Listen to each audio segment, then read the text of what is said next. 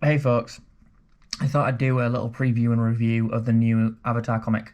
It's a 4 issue run called Avatar The Next Shadow. It's from Dark Horse Comics. The first issue here is called Trouble in Paradise, and it's the first time that we are seeing anything from the sequel or anything that comes after the original Avatar. There has been two previous comics, one of them about Jake and his brother, and the second that was more recent, and that's Suse's Path, which was sort of run tangentially to the original movie. And so I guess just sort of jump right into it. So my thoughts about this comic overall are I really enjoyed it. It was really good to see what happens after the original movie and the immediate aftermath. I thought the art was good, not great, but good overall. I think I actually preferred some of the art in the prior comics, and I think while I really love the front cover, I think I like the way the Na'vi are drawn a little bit more than say the way the RDA are drawn. Um, it's overall it's really nice. I can't really pick anything out of it. I think if you're a fan of Avatar, if you're really interested to see what's going to happen, or at least get some taste of what's going to happen in the future movies, it's definitely something that you should take a look at. And so now I'm going to go into actually what's in the thing. So if you don't want any spoilers, you should end it now. Okay, so let's start out, shall we? So we have this whole intro section here. And by the way, if you want to take a closer look at anything in the comic, you can find it super easy. I mean, I think it's on YouTube and the PDF is out there on the internet. Okay, so we have the opening here. It's all about Jake, and here we have the little blurb. It says 2 weeks following the Battle of the Hallelujah Mountains, Home Tree is in ruins. The recent loss of life and land weighs heavily among the Na'vi. Amid the continuing conflict with the humans, resentment between members of the Matakaya intensifies.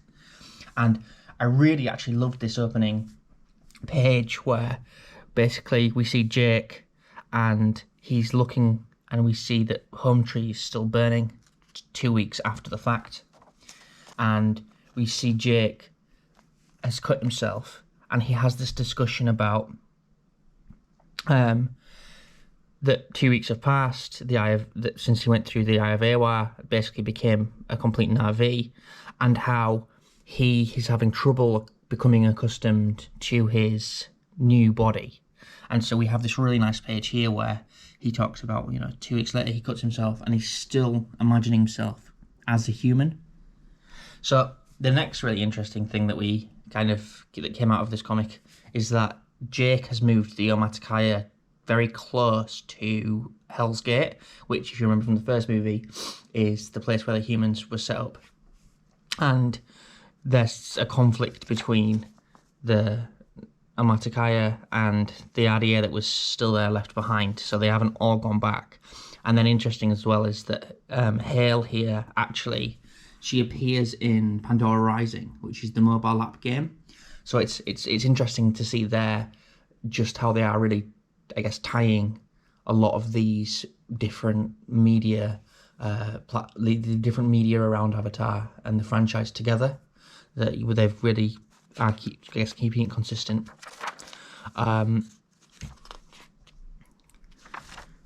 So yeah, we have this discussion here on the right between the Na'vi and the RDA, and that the RDA basically seem to need to mine. It's not actually made clear why the RDA continue to need to mine, but it seems to be something to do with the upkeep of Hell's Gate, and that they still need materials to keep the people who are still there alive. Okay, and then the next, I guess, big one is that we see we're introduced to these new characters, and they're shown that Home Tree is still burning 2 weeks after it's fallen, and this new character called Arvok, and that he is going to. It's revealed that he is going to challenge Jake for the leadership of the Omaticaya, and we see here at the end Avatar: The Next Shadow. The next issue is First Blood, and it looks like it's going to be Jake and Havok here going to fight in the next one. So there's, I guess, the spoilers. That basically the big things that we see in this are that Jake's still becoming accustomed to his new body, and I think that obviously can lead to some really interesting things in the sequels, that he doesn't just so easily adapt as we sort of saw in the first movie, that there's still that disconnect there. Secondly, we see that there's still a lot of humans, there's still a significant human presence left on Pandora, and that some of the characters from the other platforms are making appearances, like Hale. And then thirdly, we're introduced to what appears to be this new conflict, which is going to be again between Jake and this new character that's been introduced, Havok. And it shows here that there has been this dagger and it's been poisoned, and that something's going to happen between the two. So that's I guess what's introduced in this first issue. Now, there are some further spoilers, and so if you don't want to be spoiled for the next chapters, you should end the video here. I want to give a huge shout out here to Neverman and Exostike on Discord.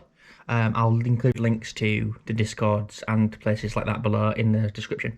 But basically, Neverman contacted one of the writers of the comic, and we got input about just how much James Cameron was involved, and basically, very similarly, I think, to some of the projects we've seen in the past, such like the Terminator 2 remaster. It seems that James Cameron has an approval. He has to give his approval for this, and obviously gives a lot of input. But actually, the artists and creators get a lot of their own freedom creatively in how they go about this. So they get given almost a sandpit to play in, with, I guess, some really clearly defined world, but that James Cameron sort of says, yes, I'll take a look at it, let me give it an approval, but he doesn't actually give it so much of a massive steer as, yes, this is good, this can go into the Avatar world. So I thought that was quite interesting. And then secondly, again, if you check the Discord and look in the spoiler sections, the EXO and Mako from the Learning Na'vi Discord as well, huge thanks to those guys, is that they're actually, the blurbs and the front covers of the next 3 issues have come out, and huge spoiler alert, we see that Jake loses the fight, and that the poison causes him to have a fever dream, and that fever dream involves none other than some kind of Quaritch figure, and you can see that on the front cover of the 4th issue, which is Jake seemingly transforming, or halfway between a human and his Na'vi form, and this huge, like, frightening figure of Quaritch, which I think I'm really excited to see Quaritch come back. And yeah, overall, I'm really excited just to see where this goes and get more and more information. It's really good to be back on Pandora. I guess my overall review is, if you're a huge fan of Avatar, definitely get this. If you're a fan of the movie, I think this is a really nice taster of things to come, and it's really nice to be back on Pandora. I think if you're a comic book fan, definitely get this. For a general audience, I'd still recommend it, but again, I'm probably biased as I'm a huge Avatar fan. It's quite obvious. But I do definitely look forward to what's coming in the future, and I think this is an excellent like taster, and really pulls you back into Pandora. Thanks for watching.